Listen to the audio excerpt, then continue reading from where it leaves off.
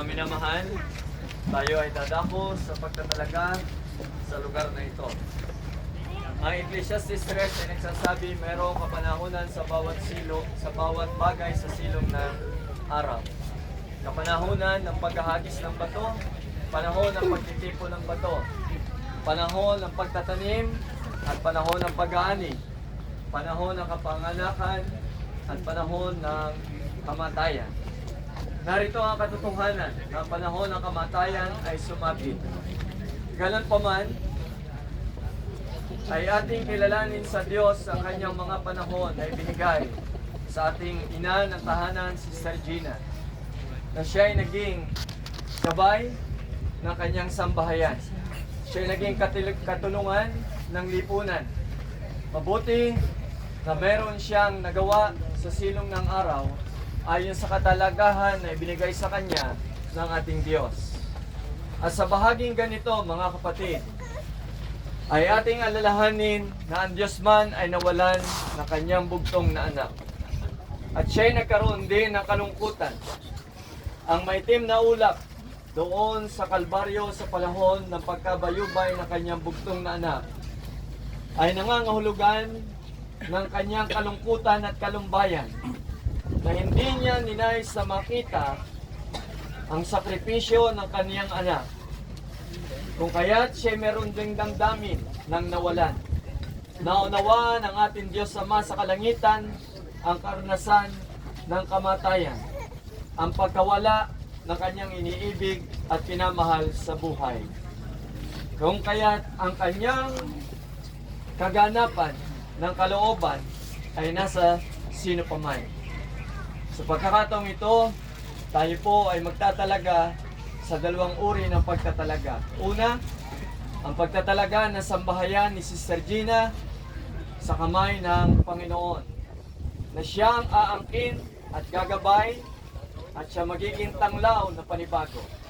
Sapagkat si Haring David ay nagsabi, iwanan man ako ng aking ama at ng aking ina, ay dadamputin ako ng Panginoon.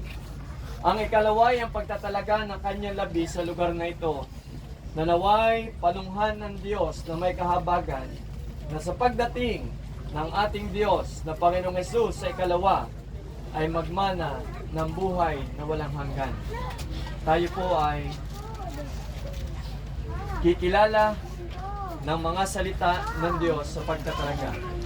Sa Isaiah 41:10-13, ganito ang binabanggit. Huwag kang matakot sapagkat ako ay iyong Diyos. Huwag kang manlupaypay, ni magkaroon ng kahinaan ng loob. Sapagkat ako pa namang Diyos ang hawak ng iyong kanakamay at magsasabi sa iyo, huwag kang matakot, aking hahawakan ka, aking tutulungan ka, sapagkat ako ang Panginoong Diyos. Ang kininawa ito ng kanyang sambahayan, na bagamat wala na ina ng tahanan, ay may Diyos na sa inyo ay gagabay. Tayo po ay manalangin. Minamahal namin Diyos, sa iyong mga kamay ay aming pinagkakatiwala ang bawat damdamin at saloobin ng may kapanglawan ng mga naulila.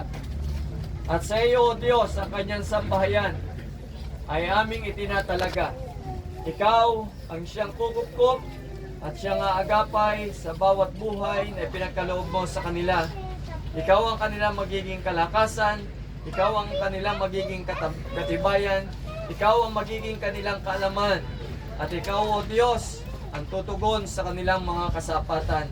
Humihingi kami, Ama, ng iyong biyaya ng pagkalinga, na tanawin mo ang pananampalataya ng ina sa kanyang mga anak, sa kanyang mga manugang, sa kanyang mga apo. At ikaw, O Diyos din, ang tumawag sa kanila sa katotohanan at kabanalan. Ama, ang lahat ng ito ay pinagkakatiwala namin sa iyo. At narito ang labi ng ina ng tahanan. Ang kanyang mga taon, O Diyos, ay aming pinagpapasalamat sa iyo. Kinikilala sa iyo, sapagkat siya ay naging ina na sumubaybay sa kanyang sambahayan. Siya ay naging lingkod ng lipunan na ginawa niya na may kabutihan ng kanyang ipinagkatiwala sa kanya. Ngayon nga, mahal na Diyos, Panunghan ang lugar na ito na pansamantalang dagakan ng kanyang labi. At sa pagdating ng mapalad na pag-asa, siya nawa, O Diyos, ay maging kabilang sa mga magmamana ng buhay na walang hanggan. Gayunpaman ang iyong kalooban na makapangyari, sapagkat sa iyo ang pinakamabuti sa gitna ng kadalamhatian at kapanglawang ito. May luha man sa mga mata, mahal na Diyos, ngunit ang iyong biyaya ay maging sapat sa kanino paman. Ngayon nga, paribasay kami nagbula sa alabok, at sa alabok kami uuwi. Sa iyo pinagkakatiwala namin ang buhay, sa iyo uuwi ang aming buhay, sa iyo na nagmula ang aming buhay. Ikaw ang siyang umangkin sa aming buhay, sa pangalan ng aming tagapagligtas na Panginoong Jesucristo. Amen. Huling pagsulyap po. Bibi.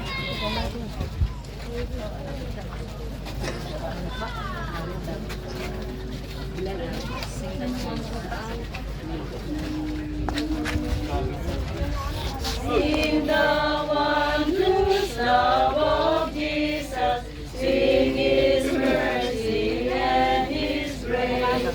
In the mansions bright and blessed, He'll prepare for us a place. When we all get to heaven, what a day of rejoicing that will be. When we all see Jesus, we'll sing and shout the victory. While we walk the pilgrim path, the Lord spread the sky. But when troubling days are over, not a shadow, not a sign. When we all get to heaven, what a day of rejoicing that will be. When we all see Jesus, we'll sing and shout the victory. Let us then be true and faithful, trusting, serving every day. Just one glimpse of Him in glory, will the joys of life replace.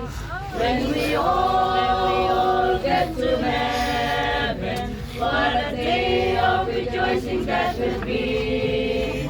When we all see Jesus, we'll sing and shout the victory. Onward to the Christ before us, to His truth will be home. Soon the pearly gates will open, we shall tread the streets of gold.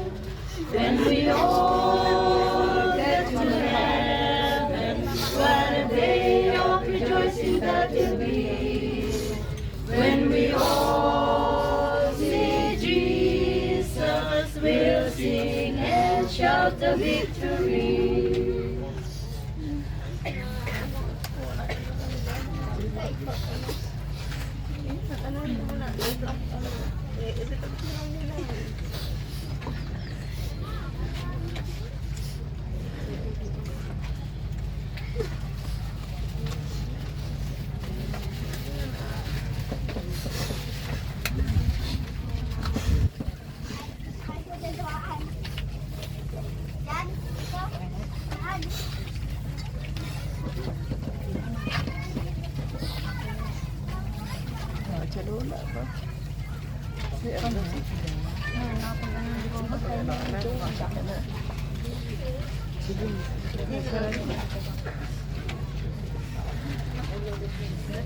Mama, love you.